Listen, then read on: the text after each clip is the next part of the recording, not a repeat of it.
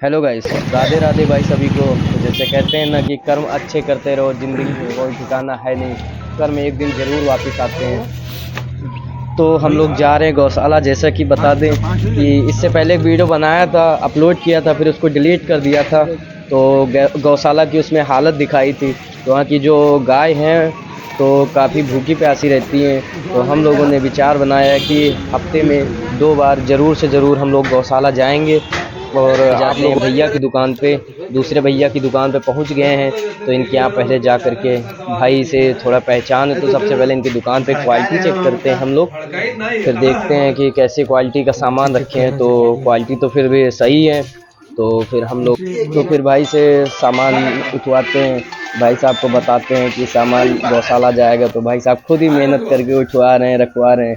फिर हम लोग जल्दी जल्दी सामान को लेते हैं, क्योंकि धूप भी तेज़ हो रही है। तो फिर सब सामान लेके रखवाते हैं। 2 बाइक हैं, जिसमें एक अमन है, फिर दीपू चाचा हैं, मैं हूँ।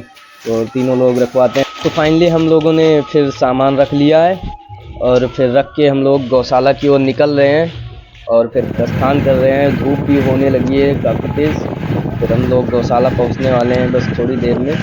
तो फिर पहुंच चुके हैं गौशाला। यहाँ पे गेट बंद था, तो हम लोग आवाज़ देते हैं कि भाई साहब आके गेट ओपन करो। फिर थोड़ी देर में भाई साहब आते हैं।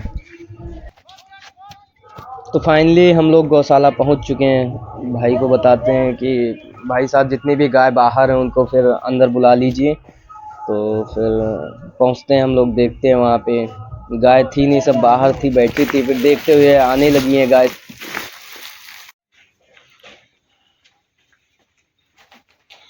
काटे वाला ला कुछ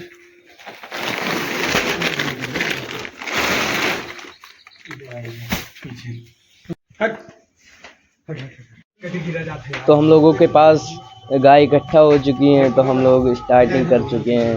पहले सबसे इधर से उधर तक सारी गायों को, कोई भी गाय भूखी नहीं रहेगी। तो सबसे पहले बारी बारी से सारी गायों को खिलाना शुरू करते हैं हम लोग।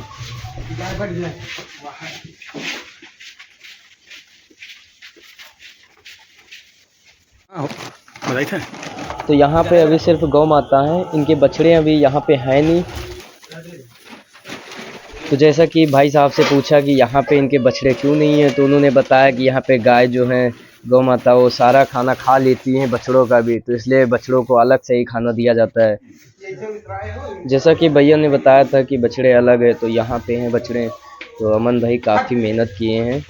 तो फिर इन्होंने यहाँ पे आकर के सारे बछड़ों को खिलाते हैं। फिर उसके बाद हम लोग घर के लिए रवाना होते हैं। जय श्री राधे, जय गौ।